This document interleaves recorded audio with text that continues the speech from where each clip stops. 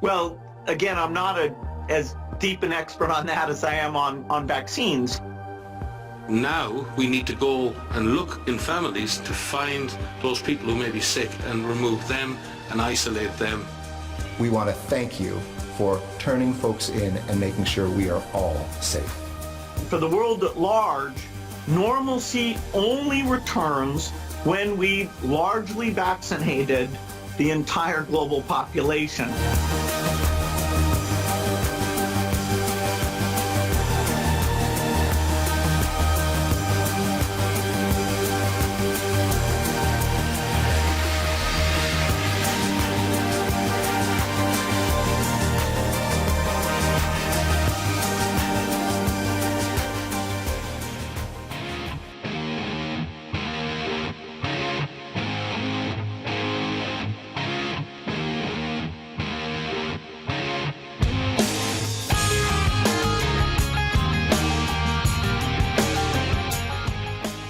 That ability not only to isolate cases, but to rapidly detect illness in the context and remove those contacts should they become sick was a central part of that. And as he said, that wasn't, they're using apps now to do that. They're testing apps, but they didn't do it with apps in Singapore. They did that with community workers, with public health workers, visiting the houses, checking on people, checking their health status every day and saying, how are you? Have you got a fever? Have you got a cough? And if a contact has developed a cough or a fever, they were taken immediately for testing. So yes, we need the information technology tools. They help. They are not the solution. Right now, we don't have an alternative to what we would have considered in the old days boot leather epidemiology. Public health practitioners, doctors, nurses, community workers working with communities to detect cases at community level. And the most likely person to become a case is someone who's been a significant contact of another case. And at the moment, in most parts of the world, due to lockdown, most of the transmission that's actually happening in many countries now is happening in the household, at family level. In some senses, transmission has been taken off the streets and pushed back into family units. Now we need to go and look in families to find those people who may be sick and remove them and isolate them.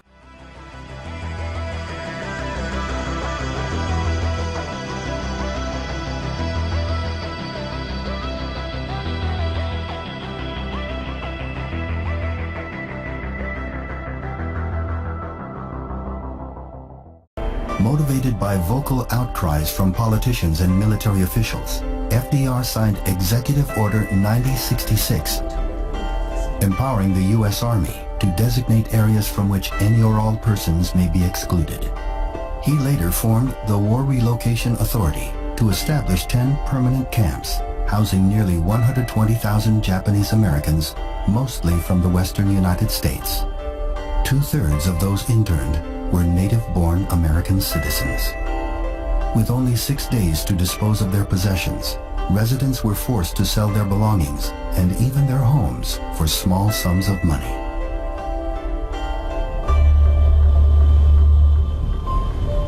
Internment camps were often situated in isolated deserts, prone to harsh weather, and surrounded by barbed wire and guard towers. Everywhere she goes, Oh-Young Hao-Yu is followed. What she buys, how she behaves, is tracked and scored to show how responsible and trustworthy she is. It's called the social credit system, and in one version now being tested, a person's reputation is scored on a scale of 350 to 950. And Hao-Yu, with a good score of 752, is okay with it. In fact, most people are. It's a mechanism pushes you to become a better citizen. It's big data meets Big Brother, expanding how the government monitors, understands, and ultimately controls its 1.4 billion citizens.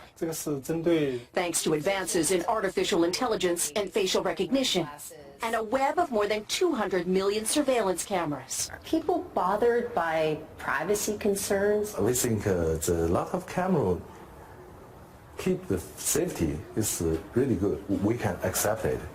Companies are experimenting with the algorithms to help the government create the new national social credit system.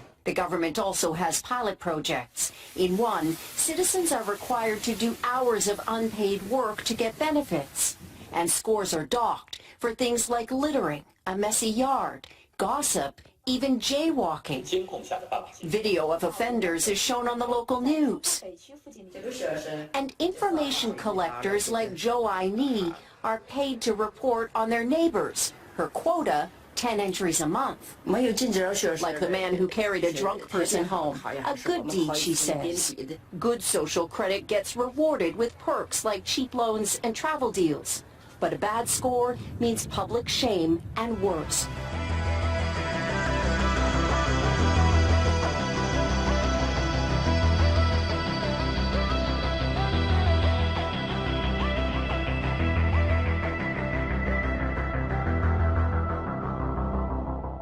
We need to make sure that everybody continues to let us know where those folks are.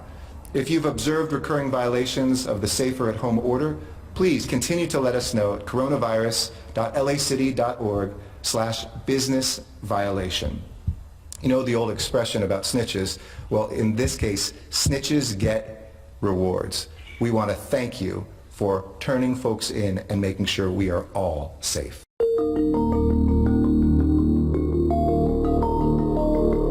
Amazon isn't just delivering packages these days. It's also selling a powerful new facial recognition software. Introducing Amazon Recognition Video, the easy-to-use API for deep learning-based analysis to detect, track, and analyze people and objects in video. It boasts that the technology can detect, track, and analyze people. Let's think about what those powers could mean in the hands of the government. Amazon Recognition Video uses the visual, what, temporal, when, and motion from the video to deliver high-quality person tracking and detection of activities like running, playing soccer, or getting into a car. Recognition can identify a person's face in real time by matching it against huge databases of photos. Amazon also advertises this person tracking feature. That means that whoever has the software could theoretically use it to identify people at protests or figure out when you're traveling to the doctor or to a religious service. The next, of course, common use case, as you could expect, is public safety. Amazon is already working with government agencies to deploy this technology. At the ACLU, we obtained records that show that Amazon signed a secrecy agreement with one county to keep details about the technology out of public view. They've also invited law enforcement to suggest new features, and they offered free consulting to help the city of Orlando build its own system. City of Orlando is a launch partner of ours. It's a smart city. They have cameras all over the city. We analyze the video in real time, search against the collection of faces that they have. So Orlando is already using the technology. It also already has surveillance cameras all over the city on everything from light posts to police officers. Activating a city-wide facial recognition system could be as easy as flipping a switch. Body cams were designed to keep officers accountable to the public. But facial recognition turns these devices into surveillance machines. This can mean round-the-clock surveillance whenever cops are present. Imagine what that would mean for minority communities that are already over-policed. People should be free to walk down the street without the government watching them. In the hands of governments, technologies like recognition could make that impossible. But you don't have a choice. People act like you have a choice. People don't feel like going to the stadium when they might get infected. You know, it's not the government who's saying, okay, just ignore this disease. And, you know, people are deeply affected by seeing these deaths, by knowing they could be part of the transmission chain, and, you know, old people, their parents, their grandparents could be affected by this. And so you don't get to say, ignore what's going on here. There will be the ability, particularly in rich countries, to open up if things are done well over the next few months. But for the world at large, normalcy only returns when we've largely vaccinated the entire global population. And